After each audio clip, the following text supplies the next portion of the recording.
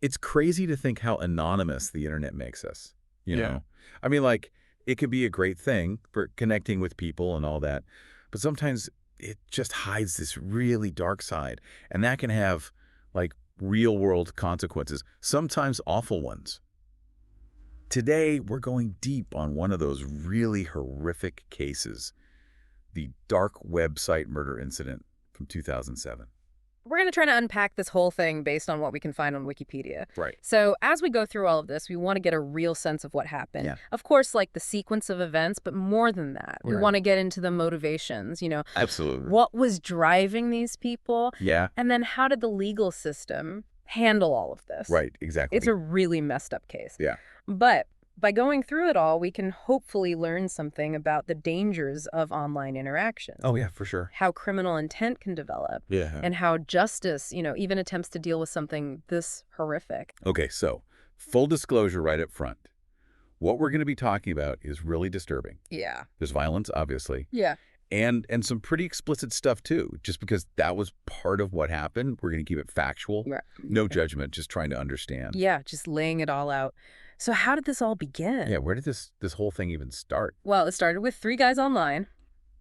They used the names KT, Horikesu, and Yamashita. Okay. We're not going to use their real names, privacy at all. Yeah, of course. Yamashita's real initials were K.K, credit K. Anyway, they met on this dark website. Oh, wow. A dark website. It was called Yami no Shokugyo Anteisho, which is, if you translate it from Japanese, it means dark job placement office. Oh, my God. Yeah. And get this, they all went there wanting to, make money through crime. Wow. So this wasn't just like a random form or whatever. This was specifically for people who wanted to do illegal stuff. Pretty much, yeah. So what were their early conversations like, on this website? They were all using fake names, obviously, Oh. bragging about their criminal pasts. Oh, really? Yeah, some of it was probably made up, to be honest. Okay. But it's interesting. You see their chats, they gradually start talking about more serious crimes. Oh, wow. Oh, and there was this other guy, Sujira. He was involved with Yamashita and some other stuff before all this went down. So even before this whole kidnapping and murder, there were other criminal things going on. What happened with those, though? Why didn't they work out? A lot of failed attempts. At first, they wanted to target this rich guy who went to a pachinko parlor, Okay. waited for him in the underground parking, tried to follow him back to what they thought was his fancy condo in Chikusa Ward, but they lost him. Oh, wow. Then they tried to break into the house of someone Horikesu knew, but there was a dog started barking like crazy and scared them off.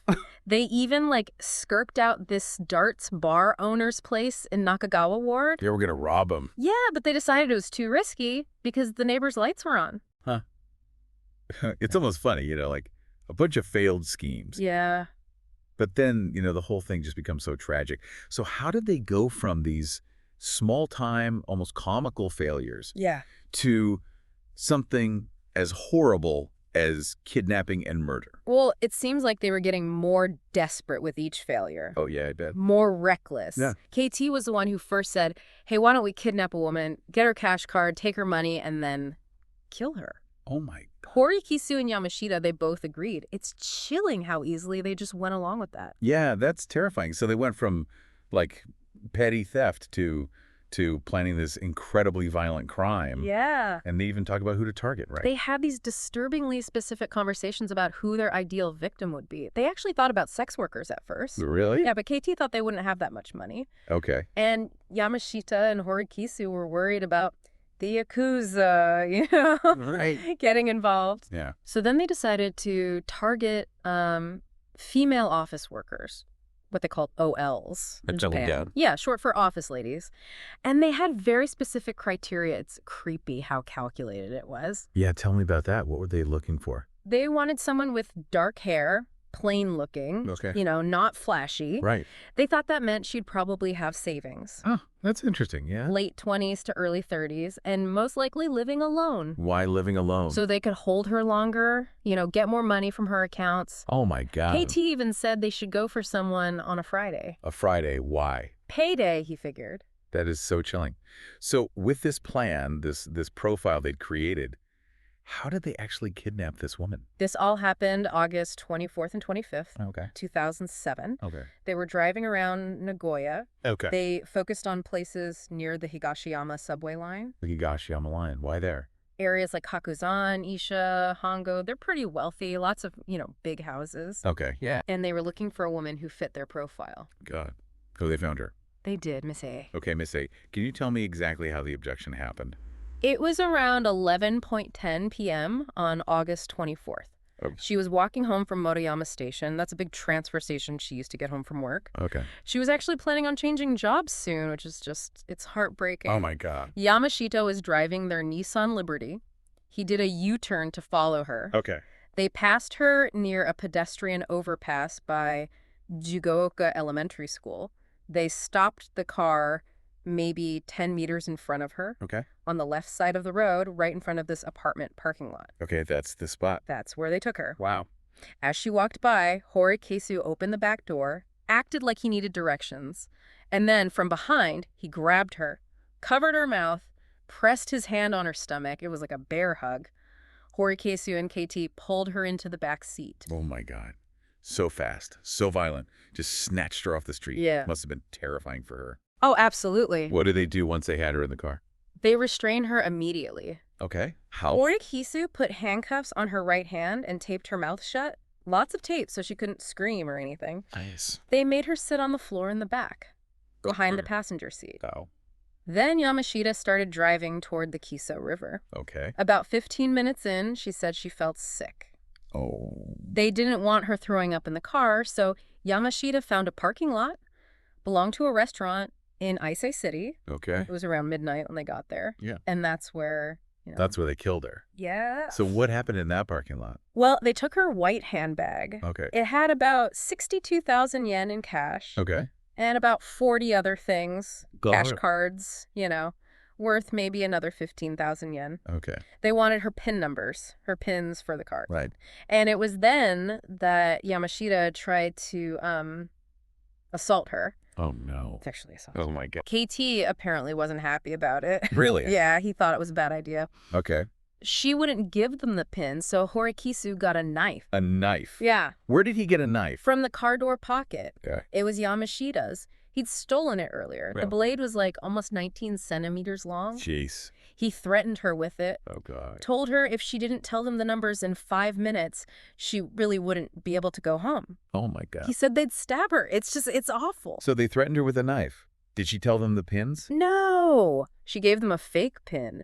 2960. 2960. What does that even mean? Apparently she liked to use number puns. They think that might have been one. Really? A pun? In Japanese, it can sound like, I hate you. Oh, wow. KT told Yamashita, and he saved it in his phone's call history. Okay. This was around 12:45 a.m. Okay. Then KT and Horikesu went outside to smoke. They went to smoke Yeah. after all that. It's so cold. So they thought they had the PN, and then They decided to kill her. oh, my God. KT and Horikesu, they thought they had the right PN, so they decided to seal her lips. Seal her lips? What does that even mean? Make sure she couldn't identify them. Oh, my God. While those two were outside, Yamashita actually tried to assault her again. Oh, no. He tried to assault her again. Yeah, he was like on top of her, trying to take her clothes off. He even hit her when she fought back. Oh, my God. She was screaming. KT and Horikesu came back and stopped him. Jeez. This happened more than once, according to what came out in court. And after all that, they decided to just end it. Wow. KT tried to strangle her. From behind. Yeah, while she was still in the back seat. Okay. But he couldn't do it. Then Horikesu got a cotton rope, wrapped it around her neck. Okay. He gave one end to Yamashita, and they both pulled. Jeez. They were trying to strangle her. Yeah, but they couldn't really do it properly in the car. Then Horikesu said, let's use a hammer. He'd bought it earlier, remember? He hit her in the head 3 times. 3 times. Yeah, but then he stopped. Said he felt sick from seeing, the blood and stuff. Just unimaginable. So she was hit with a hammer, but she was still alive. Oh, my God. She was still alive. She was begging for her life. Don't kill me. You said you wouldn't kill me. Please don't. I don't want to die. Oh, my God. They ignored her. Jeez. They wrapped tape around her face, her head. Tape Yeah. over her mouth. Mouth, nose, everything. They could still hear her trying to breathe, though, even with the tape. Oh, my God. So they took a plastic bag, the bag from the hardware store where they got the hammer, put it over her head, down to her neck, and taped that, too. Oh, my God. Then KT strangled her with the rope again. With the rope Yeah. while she had a bag on her head. And hit her head like 30 more times with the hammer. Oh, my God. They think she died around 1 a.m. Jeez. Suffocation. From the rope. Could have been the rope on her neck or her nose and mouth being blocked. The brutality of it all is just, it's hard to even process. Yeah, after they killed her, what did they do with her body? Horikisu moved her to the third row of seats, covered her with towels and stuff that was already in the car, Okay. wiped up the blood. Then they split the 62,000 yen they'd taken. Wow. They stopped at a vending machine, bought some water, cleaned the blood off Horikisu, Okay. then went to a Don Quixote, the big discount store, Yeah. bought new clothes for all three of them. Oh, my God. Then at like 2:56 a.m., they tried to use her Chukio bank card at an ATM in Tokai City. Okay. They were trying to get into her account at Daigaki Kyoritsu Bank. She had a lot of money in that one. Oh, wow. How many? Almost 9 million yen. But the ATM was closed, so they couldn't get anything. Wow. Then they decided to get rid of her body. They talked about where to take it and agreed on the mountains in Gifu Prefecture. It's so cold how they were so practical about it all, Yeah. Did they really just drive around with her body in the car? They did. Wow. They took the Chura Expressway, Okay. got off at the Mizunami interchange, Okay. took Gifu Prefectural Road 33 towards Yamaoka. Then they turned onto this mountain road. It was pretty remote. Okay. Ended up in a wooded area in Onari. Oh, all right. Where's that? It's in Anatsu Town in Mizunami City, Okay. Gifu Prefecture. Okay. It was by a forest road. They actually stole 2 shovels on the way there. Shovels. Yeah. Quarter to 4. To bury the body from some kind of storage area in Anatsu Town. Wow. It was about 4:40 a.m. when they dumped her body. KT and Horikisu took her out of the trunk. Oh, God. KT told Yamashita to wait somewhere else. Wait somewhere else. In case someone came by, so it wouldn't look suspicious. They threw the body over a guardrail, covered it with dirt. Horikisu even wiped down the handcuffs. He was worried about fingerprints. Wow. Then they called Yamashita to pick them up. He was waiting at a roadside station. So even after burying her, they still tried to use her cards. Yeah. They didn't give up. It's crazy. Around 9:10 a.m., they tried again. Okay. At a Chukio bank in Shiryu. But the fake PIN, the 2960, didn't work. KT had overheard her say another one during a phone call, Okay. 2946, but that didn't work either. Wow. Later that morning, Yamashita tried again, this time with her UFJ bank card. Okay. At a convenience store ATM, he tried 2960 again, and numbers from her birthday, but nothing worked. Jeez. So they decided to meet up again that night by Nagoya Station. They were going to try to kidnap and kill another woman, get her PIN in, and then split up. Wow. They just kept going. Yeah, it's awful. But they didn't go through with that plan, did they? Because Yamashita turned himself in. You're exactly right. Wow. He went to this parking lot, this place called Aramatsu Jamboree. It's in Midori Ward in Nagoya. He was going to try to sleep in his car, but then at 1:30 p.m., he called the police, the Aichi Prefectural Police Headquarters. He just called them. Yeah, and confessed. He confessed to everything. Said he'd kidnapped a woman, stole her money, and buried her body in Gifu. Oh, my God. They told him to stay put. 7 officers got there at 2:17 p.m. and arrested him. He talked, told them everything, even took them to where they'd buried her. Wow. They found her body around 7:10 p.m. that night, just like he said. So his confession is what led to KT and Horikisu being caught. Exactly. Yamashita had given them the names, so the police knew where to find them. Okay. They actually used the plan to kidnap another woman to catch them. It was smart. Oh, wow. How so? Around 7:10 p.m. that night, they arrested KT as he was leaving his house. Okay. They had Yamashita email Horikisu, setting up a meeting near his apartment. Okay. This was around 10:00 p.m. Okay. The police were watching the building, Oh, wow. and they grabbed Horikisu when he came out to meet Yamashita. Wow. All 3 confessed.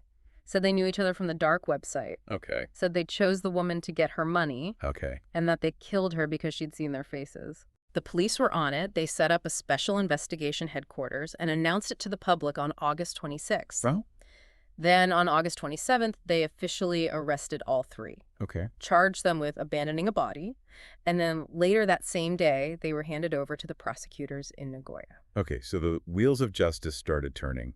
What were the exact charges they ended up facing? It took a while, but on September 14th, 2007, the Nagoya District Public Prosecutor's Office officially indicted them, all three of them, for abandoning a body. Okay. But that same day, the Special Investigation Headquarters, they rearrested them. Rearrested them. Yeah, this time for robbery resulting in death, unlawful confinement, and kidnapping for profit. Wow. And then on October 5th, they were indicted on those charges too. Okay. Oh, and Yamashita, he had even more charges. What else did they charge him with? Attempted robbery with intent to rape and trespassing. Wow. Mrs. A's family filed a complaint after his arrest, and the prosecutor said there was enough evidence for those charges. Wow, so many charges. This trial must have been huge. I mean, it was such a brutal crime. It was. Everyone was talking about it. And one of the big questions was whether they'd get the death penalty, Yeah. because there was only one victim. Right. That's where the Nagayama standard comes in. The Nagayama standard. What's that? It's basically this set of rules from the Supreme Court Okay. from 1983. Okay. They use it to decide about capital punishment, Yeah. especially in cases where there's only one victim, like this one. Okay. So yeah, the number of victims matters. But the Nagayama standard also looks at other things. Like what? How bad the crime was, Okay, yeah. the motive, how they killed the person, how the victim's family feels, Okay. the effect on society, how old the perpetrator is, Right. if they've committed crimes before, Okay. and if they seem sorry for what they did. Got it. So between 1980 and 2009, they looked at all the single victim homicide cases where they wanted the death penalty. You know what? Only about 32% of them actually got it. Wow, that's low. And it was usually in really planned out violent murders or when the murder happened during a really violent robbery. So in this case, with this standard, what did the prosecution and the defense argue? The prosecution, they wanted the death penalty for all three of them. Really? For all of them. Yeah, they said it was planned out, the kidnapping and the robbery, which led to the murder. Okay. They talked about how cruel the killing was, Yeah. how much Misei suffered, and they said because it all started on a dark website, that's a huge problem for society. Okay. Hard to stop these kinds of things. Plus, it might make other people think, hey, I can do that too. Oh, yeah, copycats. Exactly. Jeez. And of course, they talked about Mrs. A's family. Yeah. They wanted those guys to get the death penalty. Understandably. The prosecution's argument was that even though there was only one victim, the crime was so brutal, so calculated, that it deserved the death penalty. Okay, what about the defense? What did they say? They didn't want them to get the death penalty, obviously. Right. They argued that they didn't actually plan the murder itself, Okay. that it just sort of happened during the robbery. Okay. They said the guys were remorseful. Remorseful. Sorry for what they did, although a lot of people didn't believe that. Yeah, understandable. And what was the verdict? The first trial ended on March 18th, 2009, Okay. and the verdict was a big deal. The court sentenced KT and Horikesu to death. Wow, the death penalty. Yamashita got life in prison. Wow. Different sentences. Yeah, and a lot of people were surprised because usually in Japan, they don't give multiple death sentences when there's only one victim. Right, because of the Nagayama standard. Yeah, exactly. But the court said even if the killing itself wasn't planned out beforehand, they intended to kill her all along, Okay. right from when they were planning the kidnapping. Right. And they really focused on the fact that these guys met online specifically to commit crimes. They said that was really dangerous because it's hard to track and it could lead to more people doing the same thing. Right. They said KT and Horikesu were equally guilty, so they both got the same sentence. Yeah. Yamashita, they gave him life in prison because he turned himself in and helped with the investigation. Oh, that makes sense. Yeah, So that was it then. I'd quite. There were appeals. Yeah, appeals. Okay. KT appealed at first, but then he withdrew it. He withdrew it. Yeah, pretty surprising, right? Yeah, why'd he do that? This was April 13th, 2009. He said he wanted to be executed quickly, Okay. and he didn't want his girlfriend to deal with all the media attention anymore. Wow. His lawyers tried to fight it, though. Fight it? They said he wasn't thinking straight because of the death sentence. Okay. They thought maybe he didn't understand that they were still going to appeal for him. Okay. But it didn't work. His death sentence was final. Wow. Horikesu and Yamashita both appealed their sentences. Okay. What happened with those? Yeah. What happened with those appeals? Big change for Horikesu. Okay. The Nagoya High Court overturned his death sentence. Really? Yeah, Wow. they gave him life in prison instead. Wow. This was April 12th, 2011. Okay. They said the lower court focused too much on the whole internet crime thing. Okay. They didn't think it was as hard to track as everyone was saying. Okay. Plus, there wasn't this super detailed plan to actually kill her, right? Right. Okay. And they thought Horikesu could maybe be rehabilitated. Okay. He didn't have a serious criminal record before this. Yamashita, he wanted a shorter sentence, but they denied his appeal. Okay. The prosecution wanted a harsher sentence for him, but they denied that too. Okay. And then in July 2012, the Supreme Court upheld Horikesu's life sentence. That was it. Final. Wow. So many legal twists and turns. Yeah. But it doesn't end there for Horikesu, right? Yeah, there's a really dark twist. Yeah. What happened? After he got life in prison for the 2007 case, they arrested him again in August 2012. Arrested him again. For what? This was for a completely different murder. Oh, wow. Another murder. Back in 1998. 1998. Yeah. Wait. A pachinko parlor manager and his wife in Heikkinen City. Wow. He went to trial for that. Okay. And in August 2019, they convicted him. For the murders. Yeah. And sentenced him to death. Wow. So he escaped the death penalty for the 2007 murder, but ended up getting it for something he did before that.